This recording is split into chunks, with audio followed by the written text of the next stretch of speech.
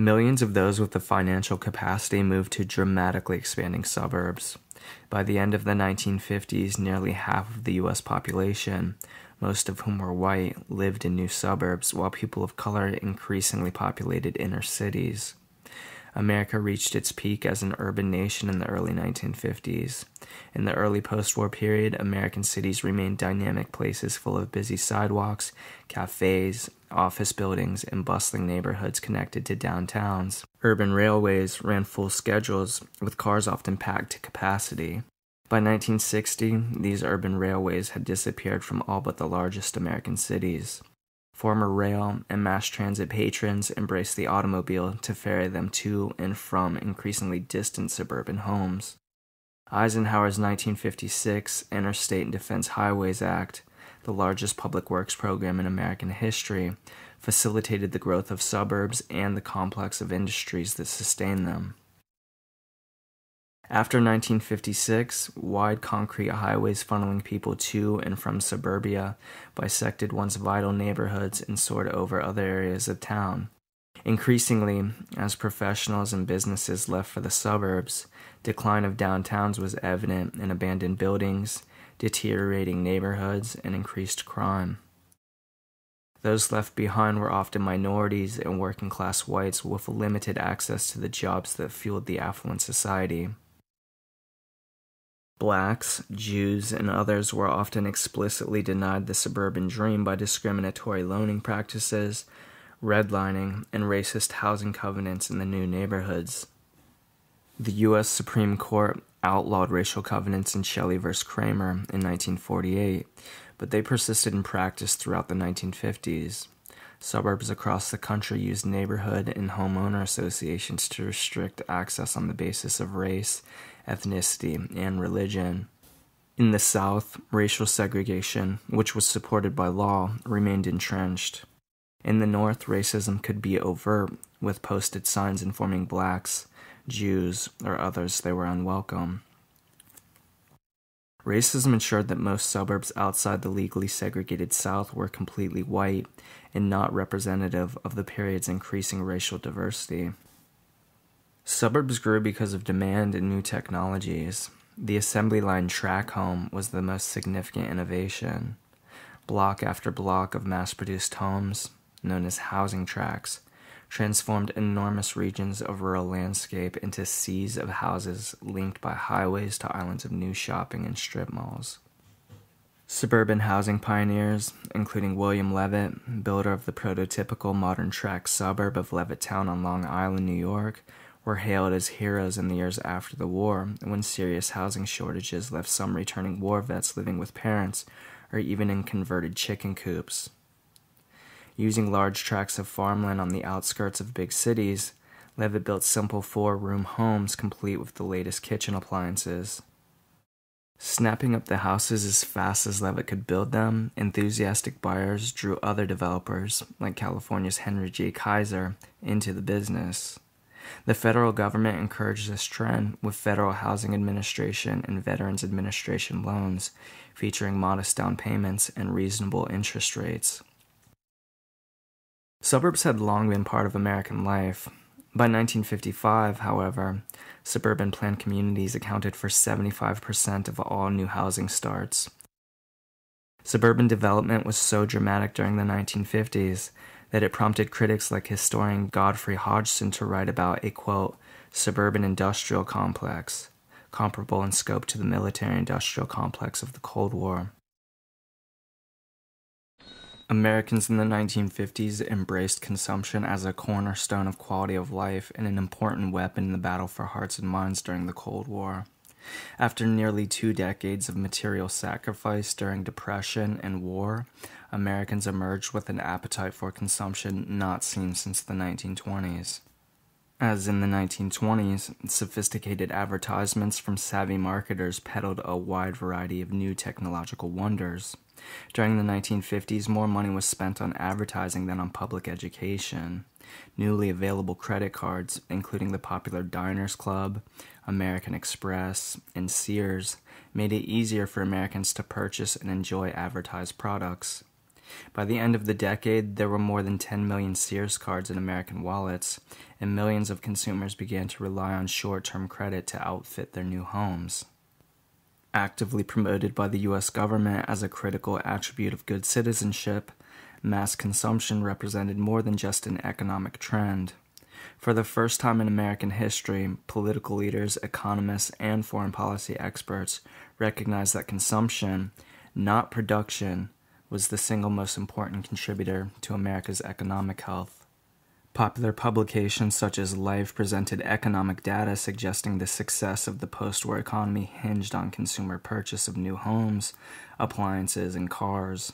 Mass consumption was extolled as a virtue that would lift all Americans and provide universal employment and prosperity. The Cold War figured prominently in both private and governmental encouragement of consumption. Richard Nixon and Nikita Khrushchev's 1959 kitchen debate reinforced a familiar association of consumption with patriotism.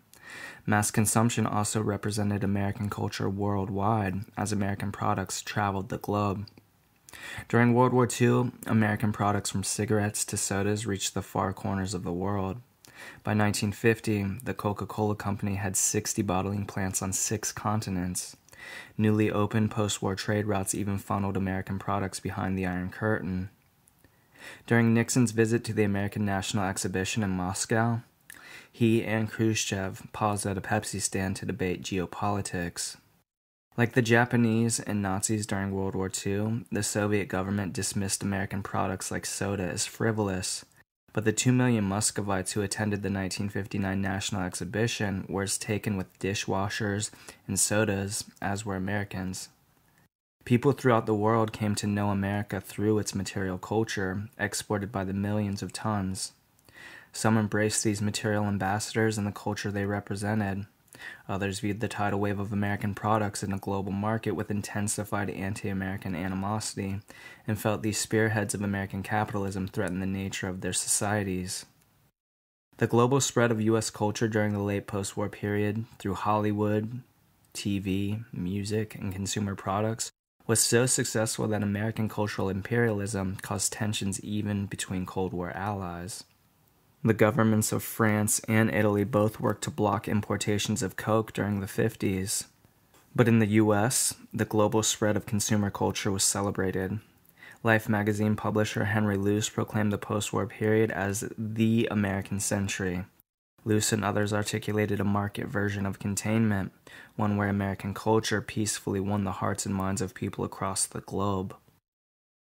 Powerful U.S.-based multinational corporations that grew to unprecedented size and influence during the 1950s aided the global marketing of American culture.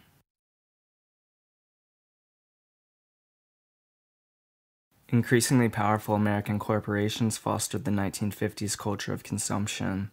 Large national corporations, seeing a repeat of pre-Depression business trends, consolidated production and distribution networks, and perfected national and international marketing techniques.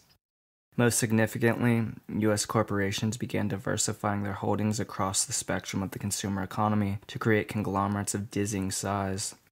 Thus, corporations like General Electric produced hundreds of different products from light bulbs to televisions to military equipment. GE diversified its product lines while acquiring companies that made food, clothing, and products of all sorts.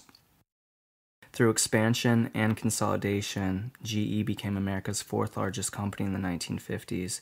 With 136 factories in 28 states, it was the nation's 3rd largest employer. As corporations became conglomerates, they spread their risk while increasing profits to record levels. The huge American corporations of the 1950s were also better able to take advantage of expanding global markets. U.S. exports, which doubled during the decade, left the nation with a $5 billion trade surplus in 1960. Consumers were often unaware that these new giants gained political power as they forged a powerful new post-war business model. Those who worked for the corporation clearly understood the significance of the transformation of American business during this time. Giant corporations required a dramatically expanded workforce with a large managerial class and a tightly managed labor force. For millions of World War II vets, college educated with the help of the GI Bill, corporations offered lifetime employment and a ticket to the affluent society. Such companies, with bureaucracies as big as many nations, needed a seemingly endless supply of young executives to man thousands of offices around the nation and globe. Unparalleled opportunities allowed a generation of men, and some women, to move into white-collar work. In return, these mostly male workers were expected to adhere to strict corporate codes of dress and behavior. Often moved from one state to another with short notice, they contributed to the transience of suburban life. Corporate life in the 1950s demanded a level of conformity that many men and their families came to resent, even as they benefited from higher incomes. Workers and labor unions prospered in the affluent society, but labor leaders had reason to wonder how long it might last. The culture of consensus during the 1950s, characterized by the fight against communism with economic growth and wider spread of prosperity, appeared to ease relations between business and labor. Business leaders and chambers of commerce touted this perception, but with a clear bias towards employers. Programs like Junior Achievement promoted the ideal of free enterprise among America's youth, while free market thinkers such as economists Friedrich von Hayek and Milton Friedman argued that universal employment and the, quote, people's capitalism made unions obsolete. Union membership remained steady through the decade. The nation's two largest unions, the American Federation of Labor and the Congress of Industrial Organizations, ended their long rivalry and united to form the AFL-CIO. However, by 1960, union workers comprised a smaller overall percentage of workers than in the 1950s. Moreover, high employment rates did not translate to economic equality. As the U.S. entered the 1960s, 5% of Americans controlled half the wealth of the nation.